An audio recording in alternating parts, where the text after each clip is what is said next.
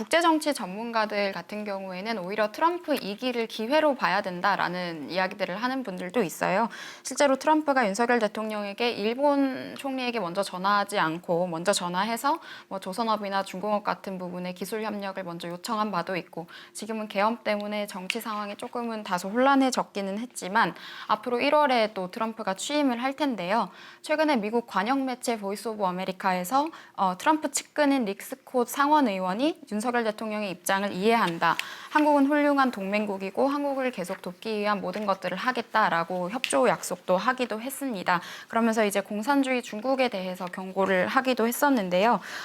오늘 강의하시면서 지적해 주신 부분이 아무래도 지금까지 한국 경제가 중국에 대해서 경제적인 종속성이 있었다라는 말씀을 하셨던 것 같은데, 저는 이런 여러 가지 리스크가 있을 때 오히려 현상 유지를 한다거나 과거로 돌아갈 수는 없기 때문에 그 파도를 타는 것도 방법이라고 생각하는데요. 이런 리스크를 극복하기 위한 경제 정책이나 이런 방안 같은 게 좀 있을까요? 너무 좋은 말씀 주셨어요. 그러니까 트럼프 하면 떠오르는 거.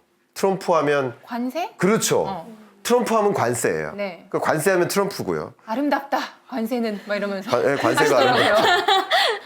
자기가 자기 스스로 아름답다고 하는 줄 알고 깜짝 놀랐습니다. 좋습니다. 예. 그 바이든 행정부랑 트럼프 행정부랑 극단적으로 다른 게 이겁니다. 그러니까 바이든 행정부라고 무역 전쟁을 안 하는 정부가 아닙니다. 네. 바이든 행정부도 중국을 괴롭히고자 했어요. 당연히 미중 패권 전쟁 했어요. 네.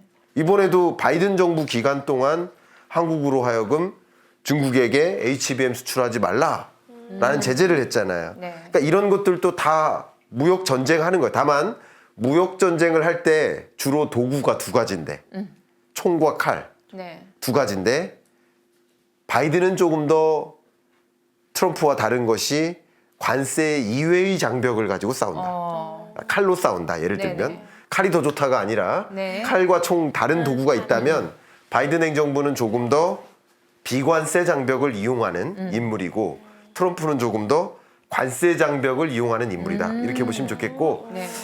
바이든은 그 비관세 장벽의 가장 대표격인 두 개의 그 법이 있죠. 2023년, 4년 가장 경제적으로 현안이 됐었던 두 개.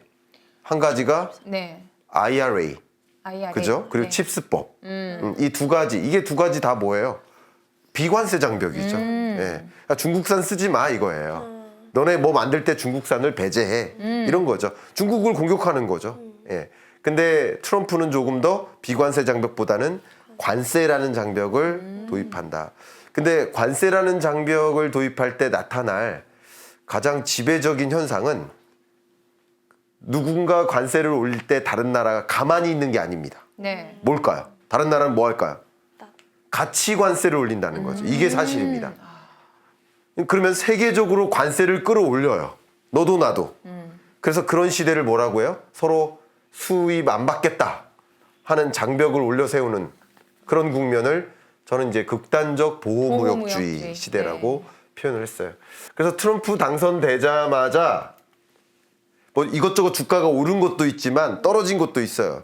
가장 주가가 강하게 급락했던 그 기업은 어떤 기업일까요? 많은 얘기들이 나오지만 한국에너지, 조선. 한국 기업은 아닙니다만 근데 어쨌든 조선과 관련되죠. 그쵸? 네. 현대해운이 현대해운. 가장 가까운 답이에요. 그러면 글로벌 해운 물동량의 절대적인 조선이 아니라 해운이에요. 해운. 조선은 배를 만드는 거고요. 피터 원님. 해운은 만들어진 배를 해운. 가지고 물건 날라주는 거죠. 그죠? 무역이. 달라요. 해운은 물류회사고 조선은 제조회사죠. 다른 겁니다. 네. 글로벌 해운사, 세계 물동량 절대적인 비중 70-70%를 차지하는 그 기업.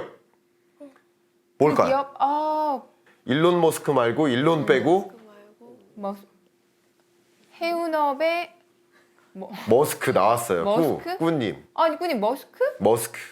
머스크라는 그 해운 회사가 머스크가 있어요. 큰일 났네. 머스크 모르셨어요? 저희 몰랐어요. 그러니까 우리나라로 치면 이제 뭐 현대상선이나 그렇구나. 이런 회사들을 네. 다 합친 것보다도 훨씬 크죠.